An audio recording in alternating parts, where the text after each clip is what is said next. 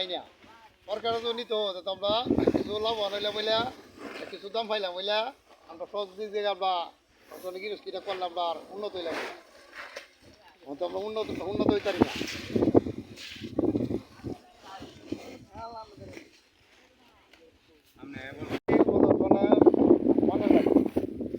মনের লাগি দান করতাম দান করে অনেক ভোট্টা করি একটু বেশি হওয়ার কারণে আমরা যেমন বিক্রিটা দিলে সরকার টাইনে নিলে যেমন আমরা এরা একটু লাভবান হইলাম না আমি কইলাম যে পাও না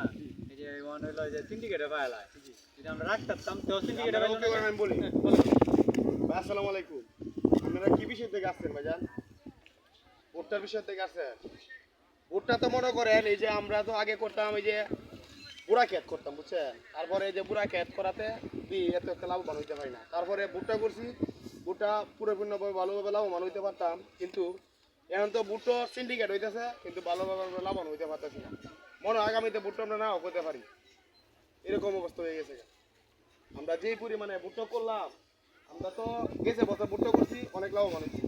এবারে তো একটা লাভবান হইতাম না কেন হইতাম না এই যে দাম আমরা কোনো দাম হয়ে পাই না ভুট্টা কি অবস্থা ভুট্টা অনেক ভুট্টা করলাম আমরা আমাদের এলাকাতে এই নিকৃতে প্রায় মনে করেন অনেক শত শত অনেক জমি আমাদের এলাকাতে করছে কিন্তু কেউ তো ভালোভাবে দর পাইতেছে না এই যে ভুট্টা ভালো জায়গা যায় না দর পায় না মানে জানা দেখে এটাও তো আমরা জানি না আমরা তো সাধারণ কৃষক ঠিক আছে আমরা মনে করেন একটা বছরে একটা মাত্র ফসল আমরা যদি অন্য ফসল করতাম বাদাম করতাম আলু করতাম দুইটা ফসল করতে পারতাম এই ভুট্টা করাতে আমরা একটা ফসল হিসাবে আমরা করি ভালো লাভবান হইতাম মানে এইবার যে অবস্থা খারাপ মাল ধরতে না এই জন্য আমরা আশা করি এত লাভবান হইতে পারতাম না আমাদের মনে করেন একটা মাত্র ফসল মানে ভালোভাবে মূল্য আমরা পাই না শুধু সরকারিভাবে সরকার থেকে যদি আমাদের ভুট্টাগুলো নিত টানতো তখন আশা করতাম ভালো মানে একটু দর পাইতাম তখন পরবর্তীভাবে আমরা ভুট্টা সব শ্রম করতাম মানে যে অবস্থা মনে আরেকবার একজন করতে পারে একজন নাও করতে পারে সরকার যখন ভুট্টা টানে না আমরা এই জন্য লাভবান হইতে পারতাম না